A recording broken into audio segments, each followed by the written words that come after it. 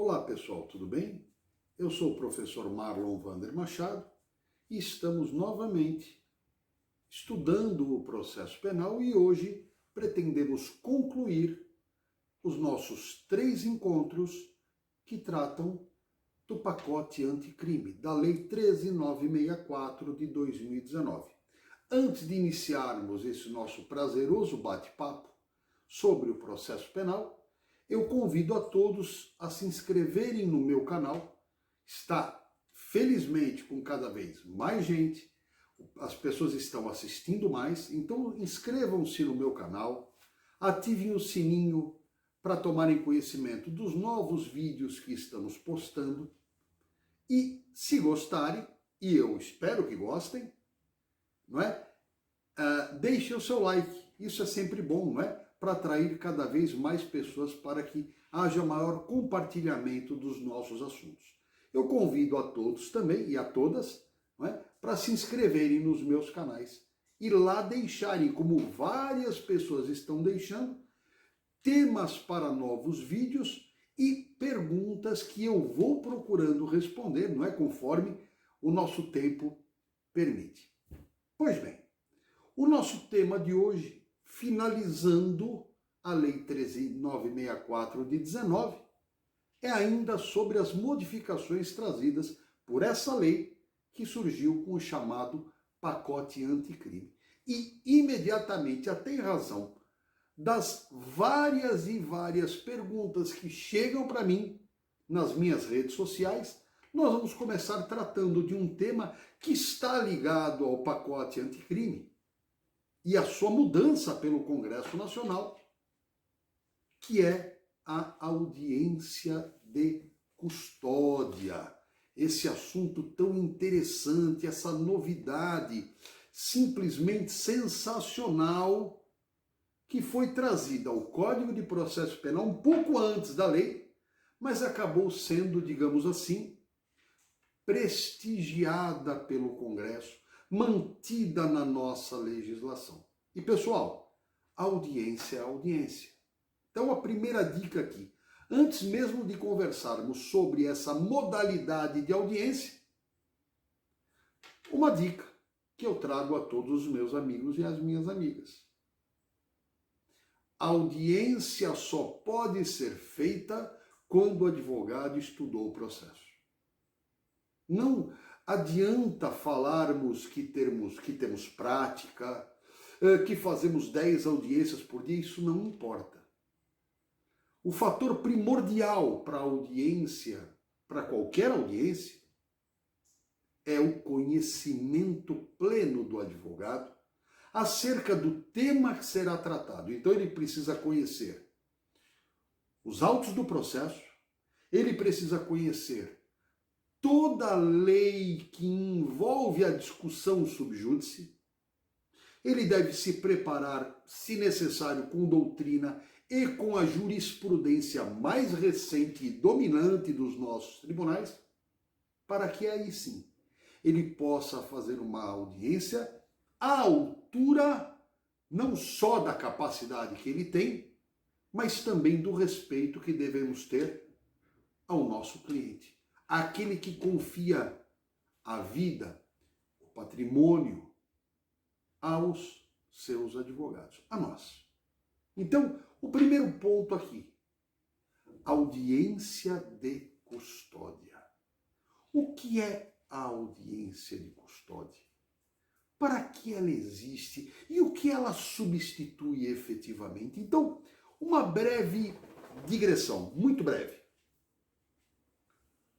Existe no nosso Código de Processo Penal, há muitos e muitos anos, a determinação de que toda prisão em flagrante deverá ser comunicada imediatamente ao juiz competente. Então, uma vez realizada a prisão, deverá o juiz competente tomar conhecimento daquela prisão. Com qual finalidade? Para que ele verifique, ele juiz, se aquela prisão, se aquela custódia cautelar seguiu os trâmites legais. Então, o que fazia o juiz antes dessa pequena reforma? Em chegando a ele a cópia do auto de prisão em flagrante, em regra lavrado na delegacia de polícia, o juiz tomava conhecimento, abria vista ao titular da ação penal, no caso o Ministério Público, na ação penal pública, e imediatamente dava um despacho. Agora, não posso e não vou enganar os meus amigos e as minhas amigas de que, ao longo do tempo, aquele despacho inicial do juiz era um despacho pro forma, era um despacho sem maior conteúdo, não é? Não vamos imaginar aqui que todos os juízes liam detidamente os autos de prisão em flagrante que lhes chegavam. Isso não é verdade. O despacho era basicamente pro forma, aguarde-se a vinda dos autos principais. Em qual prazo? Pela lei, antes da modificação, em até 10 dias, que era o prazo que havia estipulado na lei para a conclusão do inquérito policial, estando o investigado preso. Ok, pessoal? Pois bem, a Lei 13.964 de 19 alterou o artigo 310 do Código de Processo Penal, prestigiando essa nova audiência, esse novo momento que eu repito, importantíssimo para a garantia dos direitos individuais do cidadão que tenha sido preso em flagrante delito. Então, atualmente, segundo a redação do artigo 310 do Código de Processo Penal, uma vez realizada a prisão em flagrante, ou após receber os autos de prisão em flagrante, no prazo máximo de 24 horas, o juiz deverá promover audiência de custódia com a presença do acusado, do seu advogado constituído ou membro da Defensoria Pública e do membro do Ministério Público. E nessa audiência ele tomará algumas providências. Então vamos lá. O que ocorria antes, o que ocorre hoje? Pois bem, estávamos nós em casa, tocava o nosso telefone. Ai, doutor, pelo amor de Deus, o meu filho foi preso, a minha filha foi presa, o meu pai foi preso.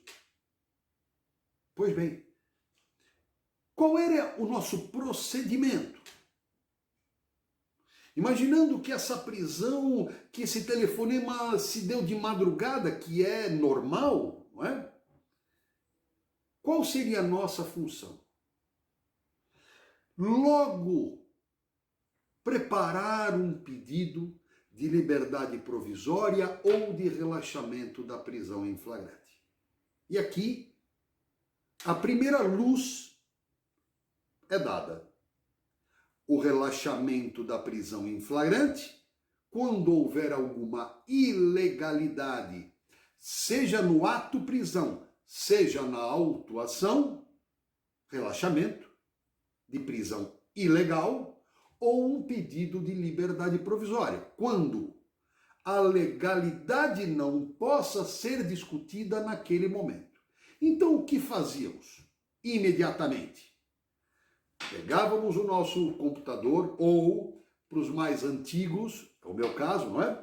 A nossa máquina de escrever, e fazíamos um pedido de acordo com as informações que conseguíamos acerca do flagrante. Então, imaginando que no dia seguinte nós já pudéssemos ter acesso ao auto de prisão em flagrante, nós verificaríamos, como verificávamos, a regularidade do auto. Então, vamos lá. Qual crime imputado? Qual a pena prevista para aquele crime? Se aquele crime era um crime classificado como hediondo ou não.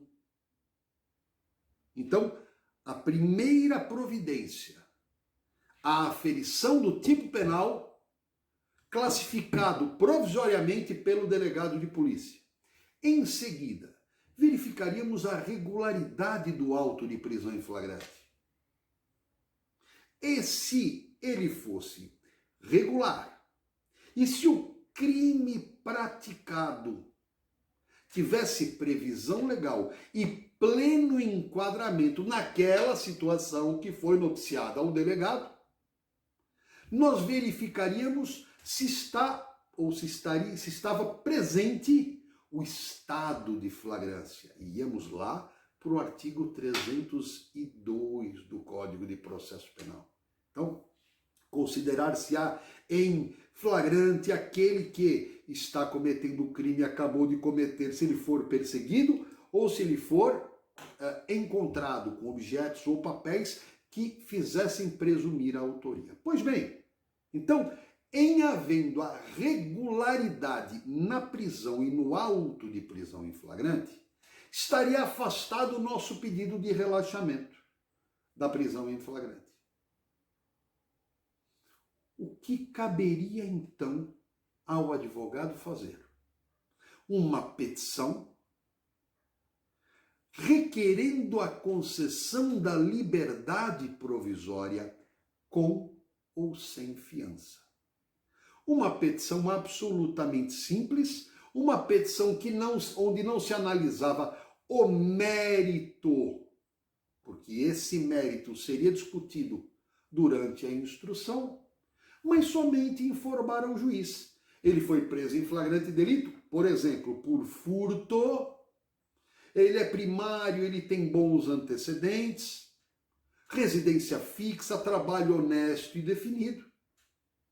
E levávamos ao juiz no dia seguinte, aguardávamos lá no próprio fórum, se fosse sábado no plantão, fosse domingo no plantão, na véspera de Natal no plantão, não importava o dia, não é? Cansamos de, não é? Aos finais de semana, aos domingos, na véspera de Natal, cansamos, não é?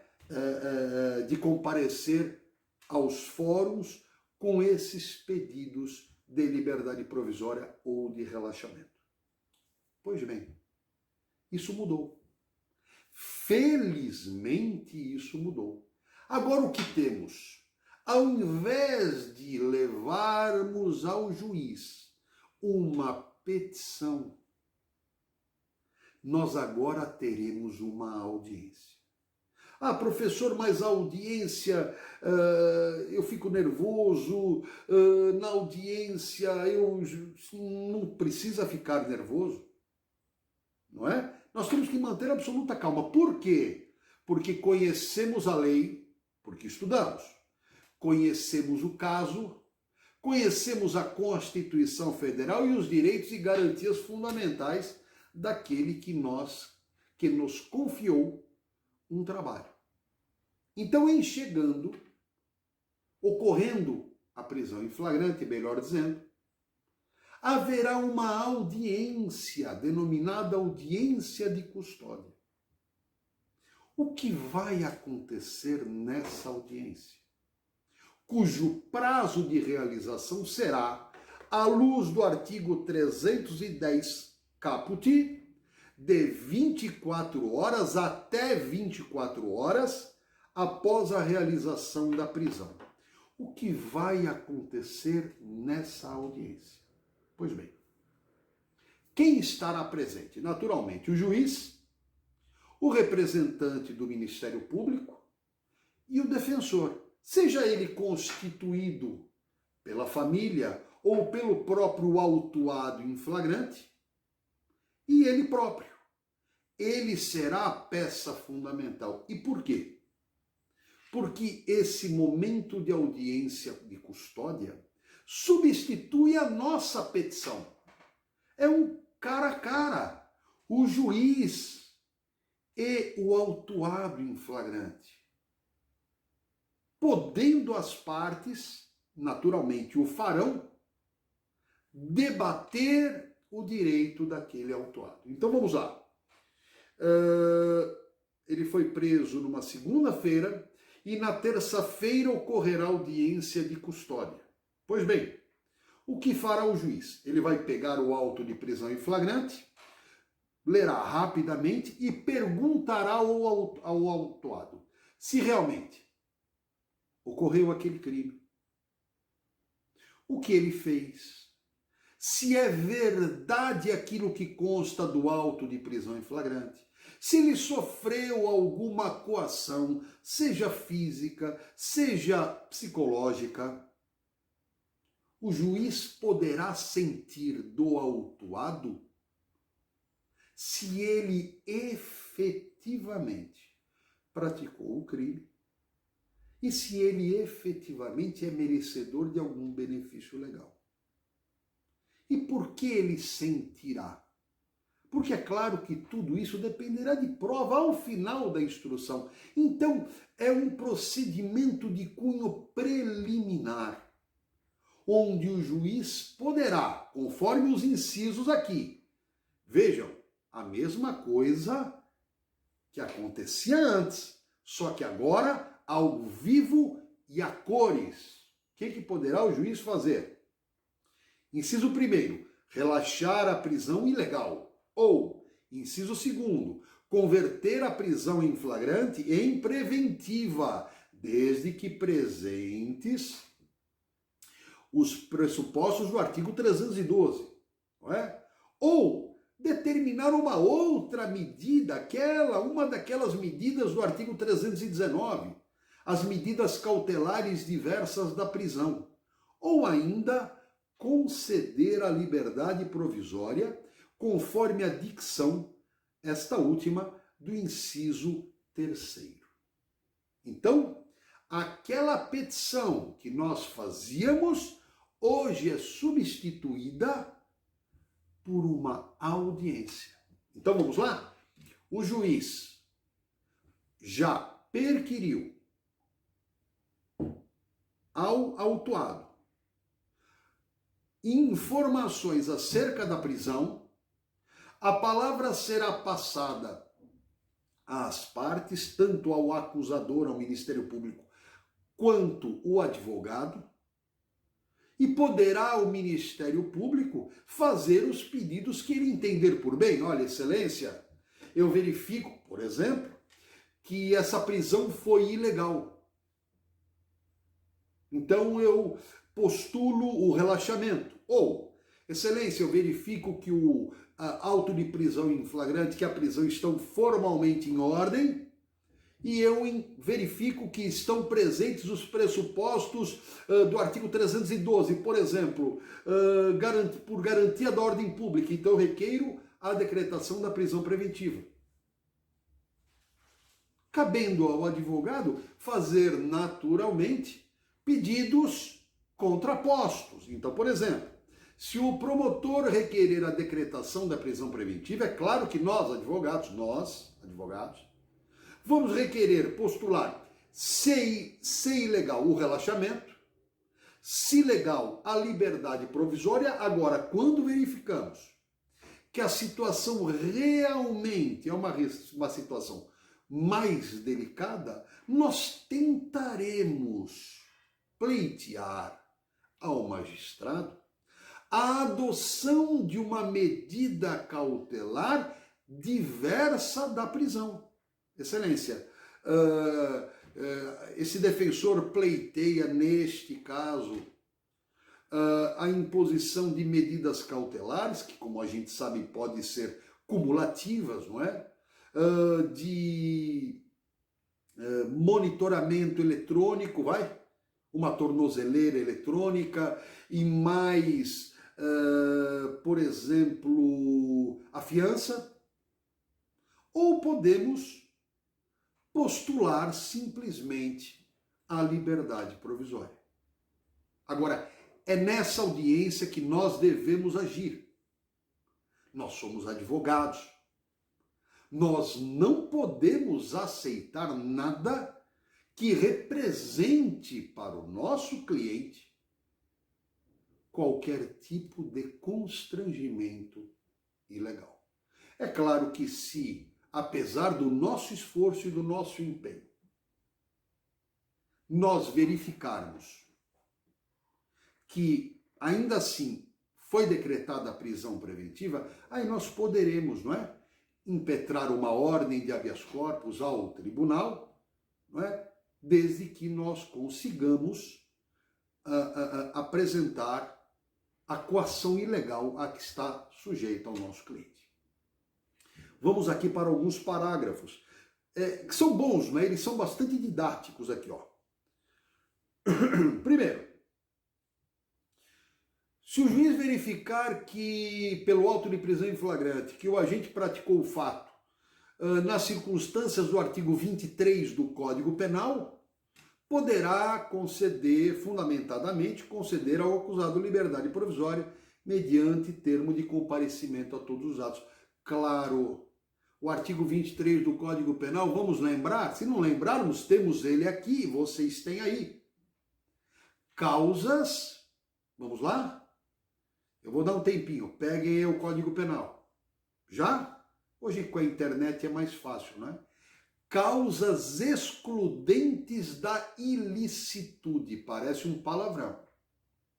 Mas como vocês já me conhecem há tanto tempo, não é? Nós gostamos do significado das palavras. Essa é uma coisa que nós devemos ter, nós operadores do direito, de uma forma bastante firme. Entendermos o significado das palavras com bastante tranquilidade. Então vamos lá. Causas excludentes da antijuridicidade ou da ilicitude. Sinônimos, tá? Excluir. Ok, então eu vou retirar. Causas que retiram, que excluem o que é antijurídico, o que é ilícito. Se eu excluo o que é ilícito, eu tenho o lícito. Se eu excluo o antijurídico, eu tenho o jurídico. Legal? Excluir o que é ilícito, então eu tiro a partícula I de ilícito e vai ficar o quê? Excluir o ilícito, fica o lícito. Onde eu quero chegar? A conduta foi legal. Se exclui o ilegal, sobra o legal. Exclui o ilícito, fica o lícito. Vamos lembrar do que estamos tratando? Legítima defesa, estado de necessidade, estrito cumprimento do dever legal e exercício regular do direito. Então, vamos dar rapidamente o exemplo do auto de prisão em flagrante que chega às mãos do juiz e ele verifica que o sujeito agiu em estado de legítima defesa, em legítima defesa. Então, vamos lembrar mais ou menos, vai? Aquele que, de forma moderada, repele injusta agressão, atual ou iminente, a um direito seu ou de terceiro. Então vamos lá? Aquele que repele uma injusta agressão, atual, que está acontecendo, ou iminente, que está por acontecer, a um direito seu ou de um terceiro. Então, se o juiz verifica, ao receber os autos de prisão em flagrante, que o sujeito agiu em legítima defesa, o que fará o juiz? Concederá a liberdade provisória. Tranquilo? Vamos lá. Parágrafo 2º. Se o juiz verifica que o agente é reincidente, ou seja, que ele praticou um crime, depois de já ter tido uma condenação criminal transitada em julgado, essa é a base da reincidência, ou que integra organização criminosa armada ou milícia, ou que porta arma de fogo de uso restrito, deverá denegar a liberdade provisória com ou sem medidas cautelares. Então aqui é uma situação interessante e importante, e cuja legalidade à luz constitucional, nós podemos discutir. Por quê? Porque a liberdade provisória é uma garantia fundamental que está prevista no artigo 5º da Constituição. Pode uma lei ordinária impedir a liberdade provisória com fundamento constitucional? Vai dar problema isso. Vai dar problema. Porque a liberdade provisória será concedida sempre que ausentes os pressupostos da prisão, da medida cautelar prisional. Continuando aqui. Parágrafo 3º. A autoridade que deu causa sem motivação idônea à não realização da audiência naquele prazo de 24 horas responderá administrativa, civil e penalmente pela omissão. E eu já emendo o parágrafo 4º. Transcorridas 24 horas após o decurso do prazo, também de 24 horas, e não realizada a audiência de custódia sem motivação idônea, ensejará a ilegalidade da prisão, a ser relaxada pela autoridade competente, sem prejuízo da possibilidade imediata da decretação da prisão preventiva. Então, com bastante calma agora, gente. Primeiro lugar, a autoridade que deu causa à não realização da audiência de custódia no prazo de 24 horas responderá. Pergunto aos amigos, isso está hoje vigente? Não. Aquela suspensão parcial do juízo de garantias fez com que também essa determinação das 24 horas ficasse por hora suspensa. Por que não realizou em 24 horas a audiência? Então que responda. Agora é claro que a nossa estrutura é uma estrutura um pouco difícil de se lidar, mas mesmo assim é a letra da lei e deveria responder.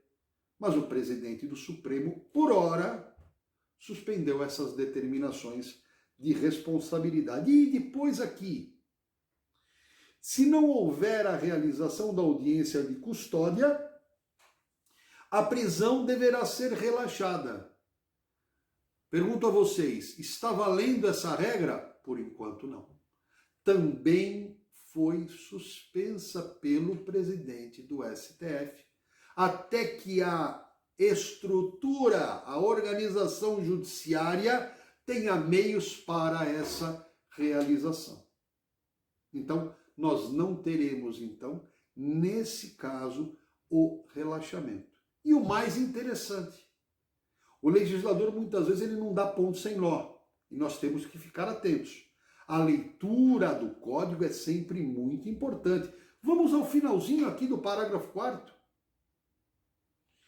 A não realização da audiência de custódia ensejará a ilegalidade da prisão, seu relaxamento, sem prejuízo da possibilidade de imediata decretação de prisão preventiva. Ora, eu declaro a prisão ilegal porque a audiência não foi feita.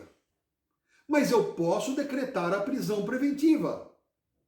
Ora, eu decreto uma prisão preventiva sem ouvir o autuado. Então, percebamos aqui. Se nós estivéssemos diante de um juiz de pouca respeitabilidade, nós poderíamos imaginar uma situação assim, de não realizar propositadamente a audiência de custódia e depois decretar a prisão preventiva. Um risco que me parece bastante importante. Beleza, pessoal? Alguma dúvida até aqui? Eu espero que não. Que vocês todos tenham entendido o que é e como vai funcionar essa audiência de custódia. Faço aqui uma observação importantíssima. A audiência de custódia não pode ser realizada online, à distância. Havia, inclusive, uma determinação que tramitava há pouquíssimo tempo no Senado Federal, onde se suscitava a possibilidade da realização da audiência de custódia à distância. E, felizmente, essa hipótese foi afastada. Então, terá que ser pessoal, não poderá ser à distância.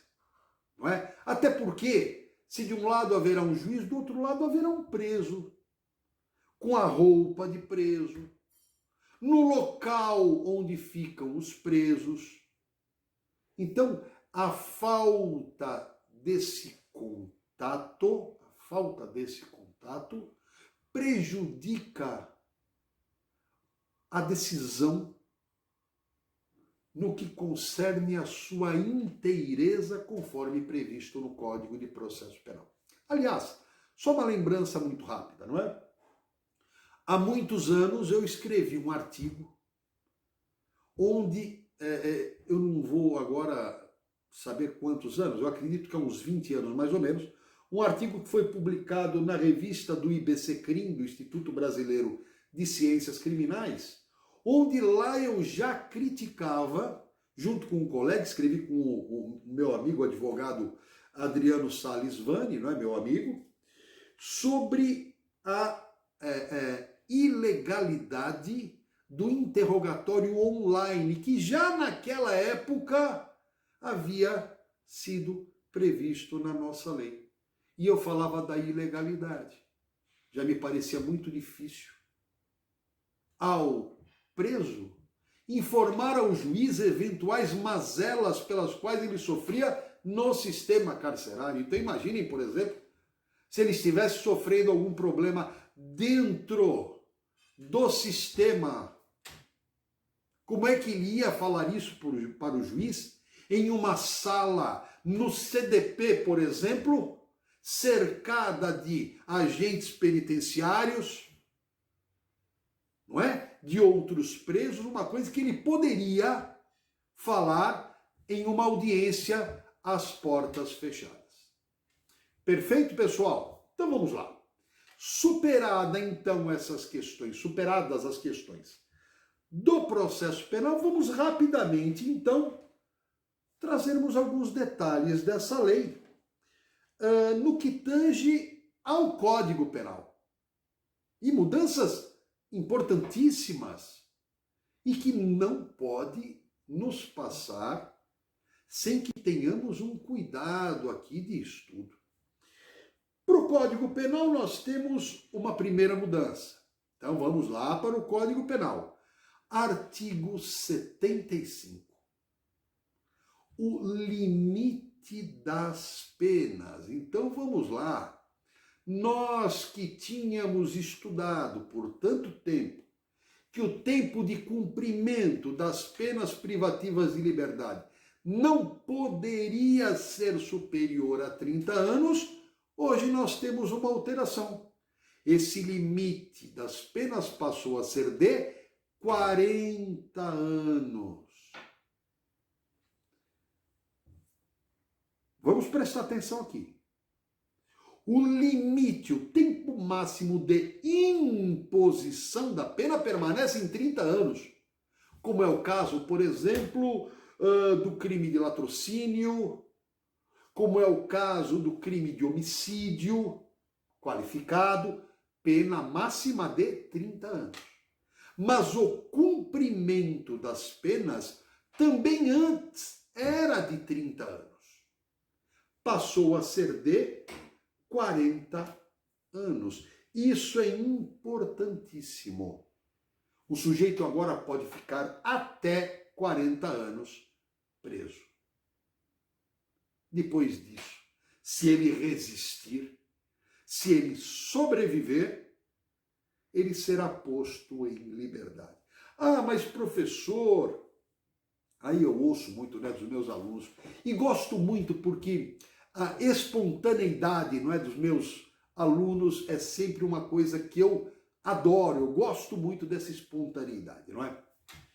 Então eu ouvia muito assim, mas professor, que adianta se o sujeito for condenado em vários processos a 150 anos? Ele vai ficar só 30. E eu adorava isso, né? Porque eu imaginava só 30 anos. Só.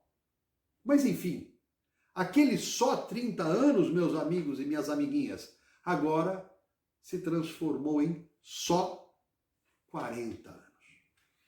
O parágrafo primeiro do artigo 75, ele é bastante esclarecedor. Quando a gente for condenado a penas privativas, cuja pena seja superior a 40 anos, devem elas ser unificadas para atender ao limite máximo deste artigo. Então vamos imaginar assim, que a pessoa tenha cometido qualquer crime, um crime de roubo, ou vários crimes de roubo, concurso de pessoas e emprego de arma de fogo. Pena mínima desse crime hoje, 8 anos. Vamos imaginar que ele tenha praticado 10 condutas similares, que não tenham ocorrido de forma continuada, então afastado o artigo 71 do Código Penal. Quando ele for julgado, vamos imaginar que ele tenha sido condenado nesses 10 processos e a pena dele somada, então, para fins de início de cumprimento, na execução de pena, no juízo da execução de pena, chegue a 80 anos. Essa pena será modificada? Não. Só que ele poderá cumprir dessa pena até 40 anos. Até 40 anos.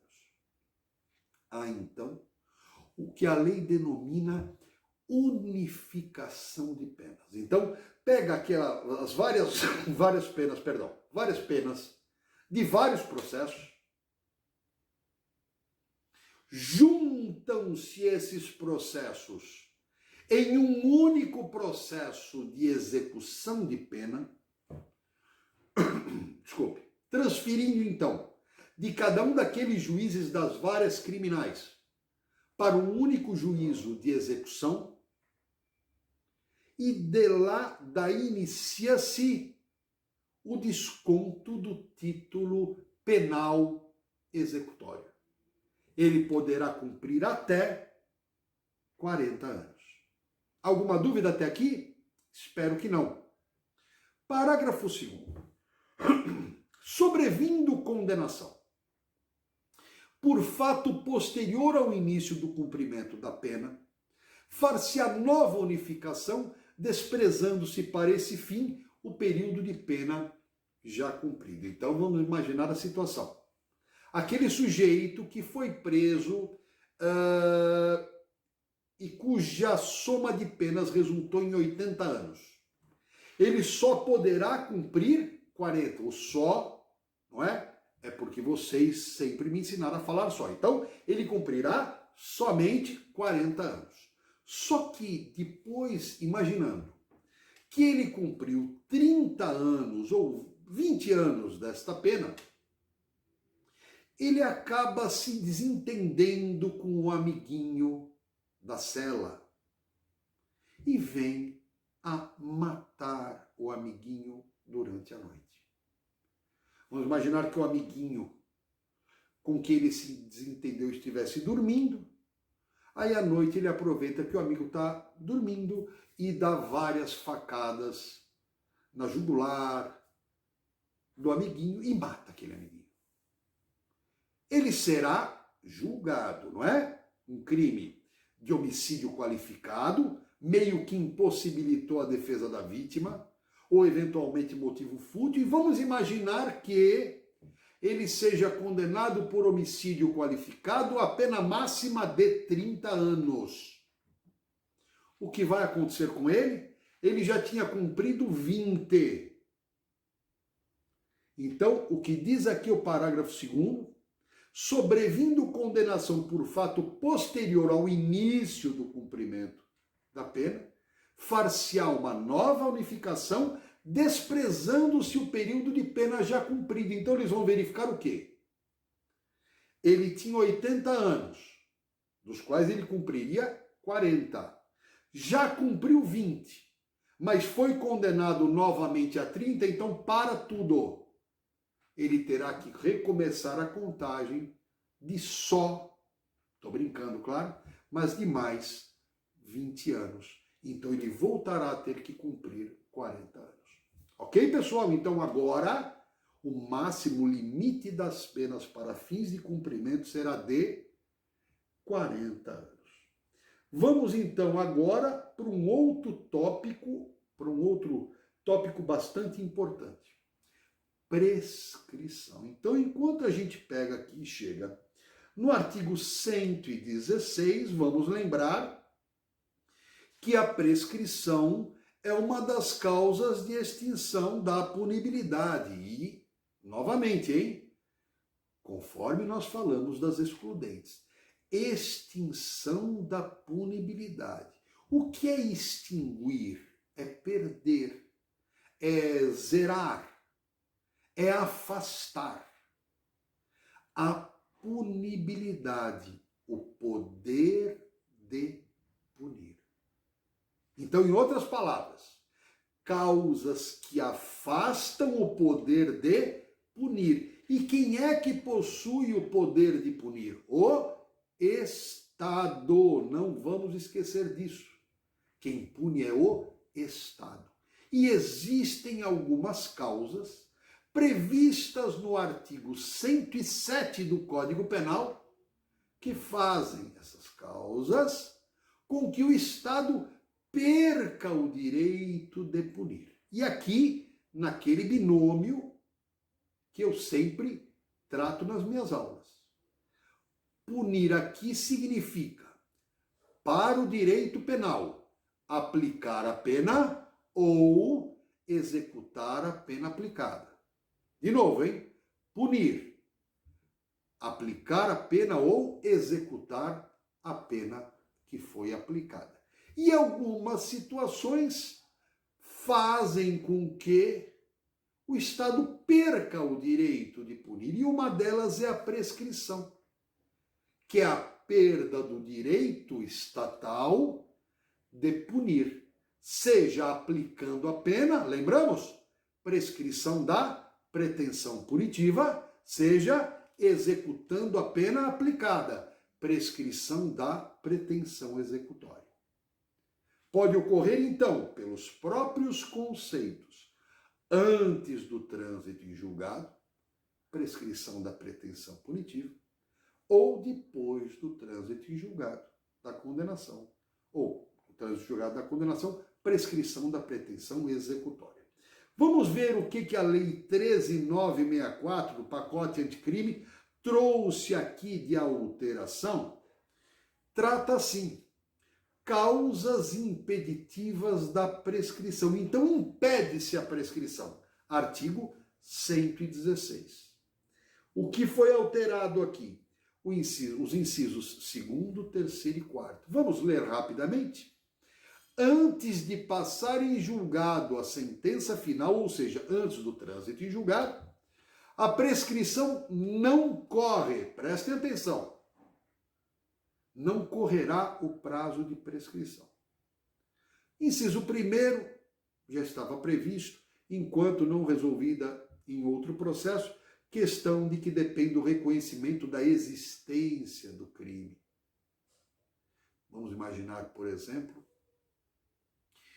que o crime seja de, qualquer exemplo, de bigamia, e havia uma necessidade aqui de se reconhecer se havia ou se era válido o primeiro casamento. Tá? Então, depende de uma outra situação a ser resolvida em outro processo. Inciso 2º, e aqui a novidade. Enquanto a gente cumpre pena no exterior, não corre a prescrição aqui. Ok? 3º, na pendência de embargos de declaração, ou de recursos aos tribunais superiores quando inadmissíveis, procrastinatórios. E inciso 4, enquanto não cumprido ou não rescindido o acordo de não persecução penal. Lembram? Lembram da nossa última aula? Aquele acordo proposto pelo Ministério Público, evitando o processo, quando o sujeito confessasse e se fosse o caso de denunciar, etc, etc, tudo a cargo do Ministério Público. Beleza, pessoal? Vamos seguir alterações do Código Penal em razão da Lei 13.964 de 19. Vamos agora para o nosso querido crime de roubo. Artigo 157. Vamos ver aqui as alterações. Roubo a gente já sabe. Subtração mediante violência ou grave ameaça à pessoa, certo? Violência ou grave ameaça à pessoa. Temos aqui a introdução de algumas situações antes não previstas. Então vamos lá. A primeira delas nós vamos achar aqui no inciso 7º do parágrafo 2º. Então vamos lá. Parágrafo 2º. Uma causa de aumento de pena. Então a pena aumenta-se de 1/3 até a metade. Fala de várias situações e vamos aqui. Inciso 7º. Se a violência ou grave ameaça é exercida com emprego de arma branca. Se não for arma de fogo, tá bom, gente? Não sendo arma de fogo, então uma faca, um canivete, um taco de beisebol, por exemplo. Nesse caso, a pena será aumentada em 1/3. O parágrafo 2º já trazia o emprego de arma de fogo no inciso 1º. Então, o que fez a Lei 13.964? Consertou o erro anterior do legislador. Por quê? Antes, a dicção do artigo 157. Para falarmos em um roubo com uma circunstância de aumento, falava em emprego de arma, ponto. Alterou-se em 2018, parcialmente o Código, para substituir para arma de fogo. Então a causa especial de aumento estava na arma de fogo. E aí houve um hiato. Houve a seguinte situação. Se o sujeito rouba com uma arma branca, não incide a majorante. Foi um lapso do nosso legislador, como às vezes acontece, infelizmente.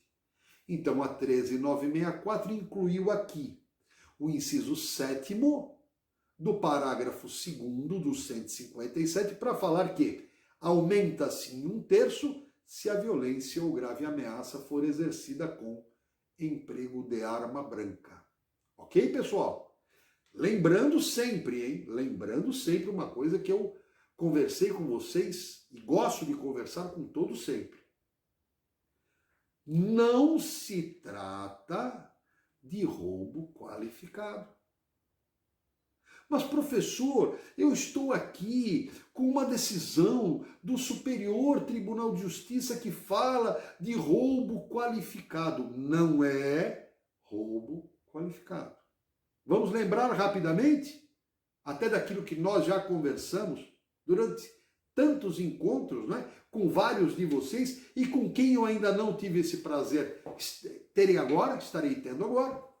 Qual a diferença do crime majorado do crime qualificado? Lembram? Qual é a diferença da causa de aumento de pena para a qualificadora? Então a gente lê aqui.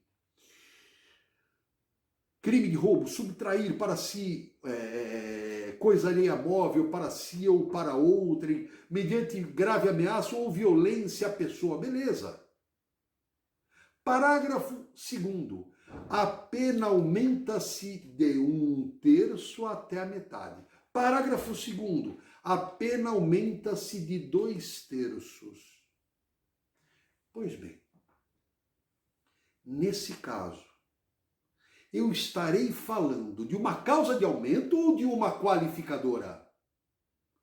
5 segundos para vocês pensarem, para se recordarem ou para analisarem.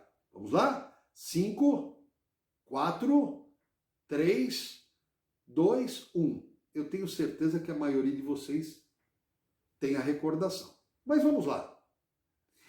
Quando o código, quando a lei penal determinar um aumento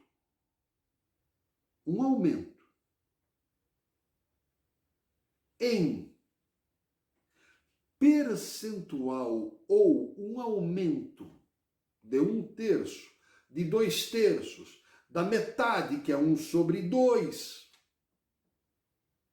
esse aumento que requer uma conta, uma operação aritmética, é denominado circunstância de aumento de pena. Geral, se estiver na parte geral do Código, especial, se estiver a partir do artigo 121, a parte especial do Código. Sempre, então, recordando que o aumento proposto for um aumento sem indicar expressamente a nova pena, eu terei uma causa de aumento de pena. E a qualificadora? Quando eu sei que um crime é qualificado ou uma circunstância qualificada? Ocorre a qualificadora ou a circunstância qualificada do crime quando o aumento proposto não for verdadeiramente um aumento em percentual ou que determine uma conta a ser feita, não.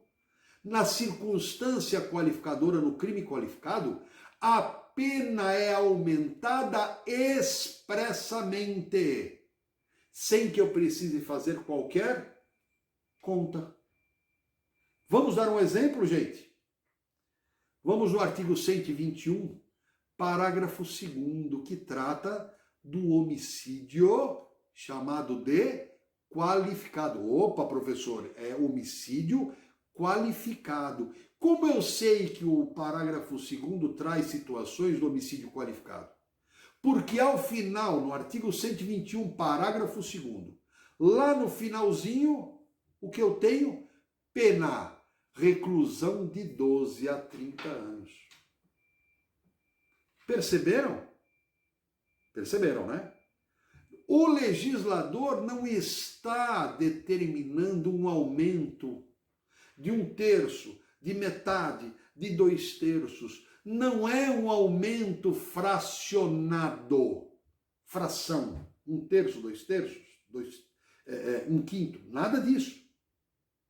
No crime qualificado, a pena é alterada para mais, mas ela vem expressa no nosso código. Então, senhoras e senhores, meus amigos e minhas amigas, todas as vezes que vocês lerem roubo qualificado, imediatamente vocês vão pegar o código e vão ver que a única possibilidade do chamado roubo qualificado é aquela prevista aonde? No parágrafo 3º do artigo 157, que aí sim é uma situação qualificada, porque diz assim,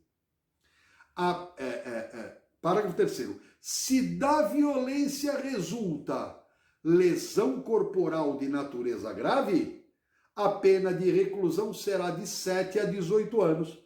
E se da violência ocorrer a morte, o caso do famoso latrocínio, a pena será de 20 a 30 anos.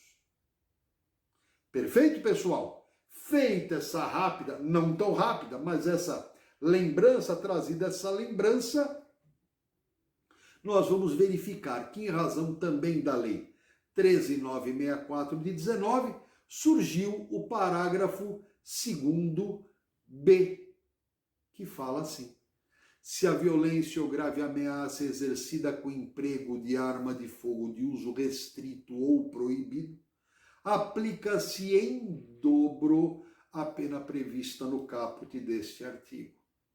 E aí eu pergunto a vocês, a pena em dobro é uma causa de aumento de pena ou uma qualificadora?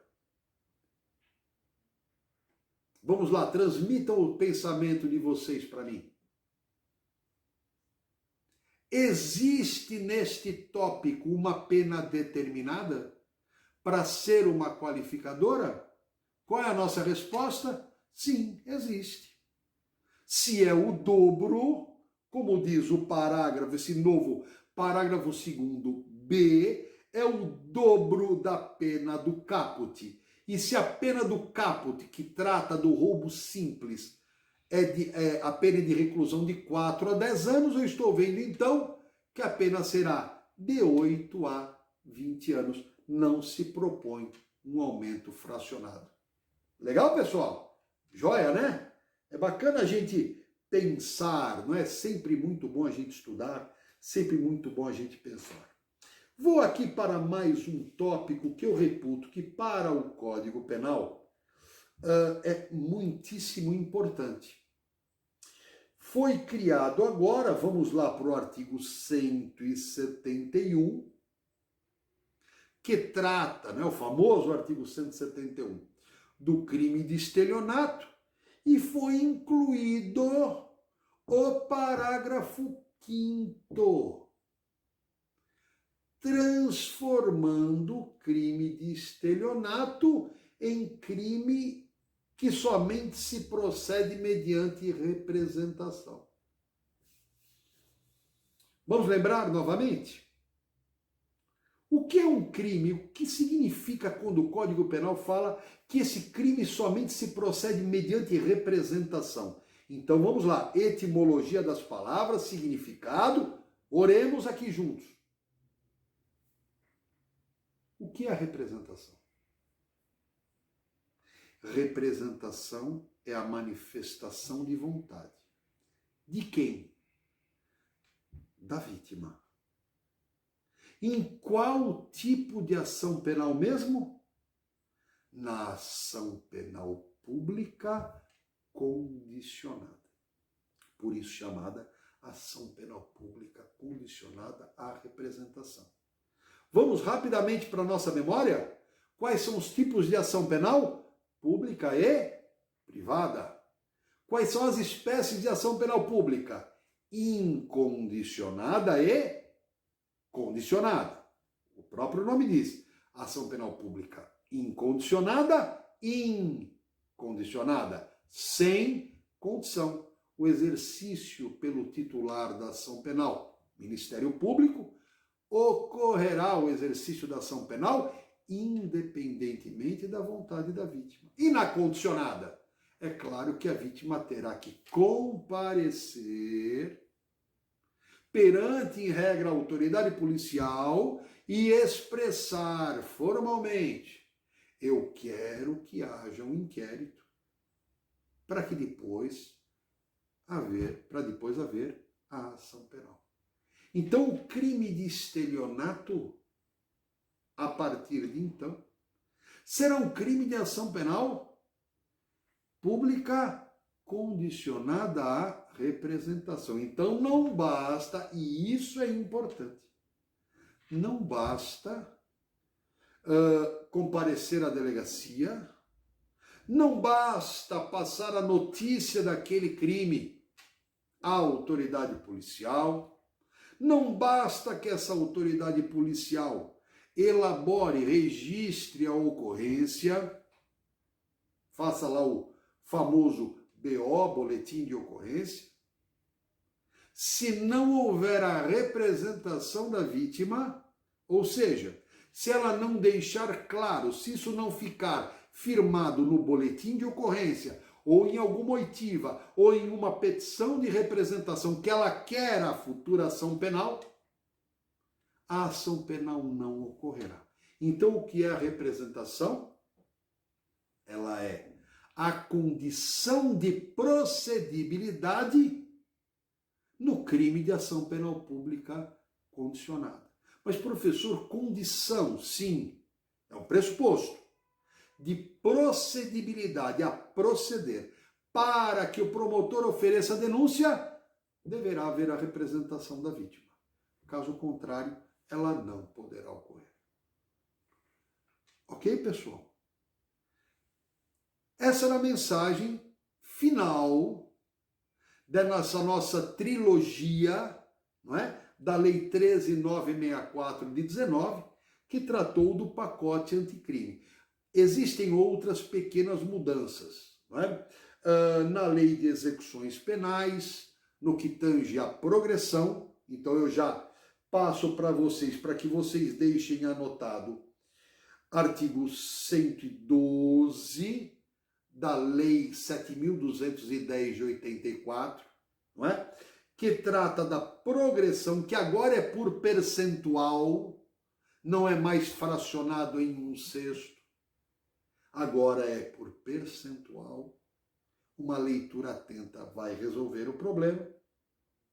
E do artigo 122, tratando da monitoração eletrônica da tornozeleira e de, eventualmente, proibição da saída temporária. Acredito eu que com isso, meus amigos e minhas amigas, nós tenhamos visto assim de uma forma interessante, eu julgo, não é? Essa Lei 13.964 e as mudanças trazidas a partir do pacote anticrime, que era aquele pacote do ex-ministro da Justiça, mas que foi, naturalmente, bastante alterado. E essas são as principais mudanças. Espero que vocês tenham gostado desse nosso encontro relativo a essa terceira e última parte, momentaneamente, mas última parte, do pacote anticrime. Eu volto com outros vídeos de temas interessantes e mais uma vez convido todos e todas a se inscreverem no meu canal, uma coisa rápida, tranquila, bacana, boa, não é? Que compartilhem com os amiguinhos e com as amiguinhas esses vídeos. Se gostaram, como eu gostei de estar com vocês, ainda que à distância, deixem um like e formulem perguntas, inscrevam-se, me sigam nas redes sociais, no Instagram e no Facebook. Vamos interagir, vamos bater papo, vamos conversar. Tá bom, pessoal? Então, um grande abraço, sejam felizes e até a próxima. Fiquem com Deus.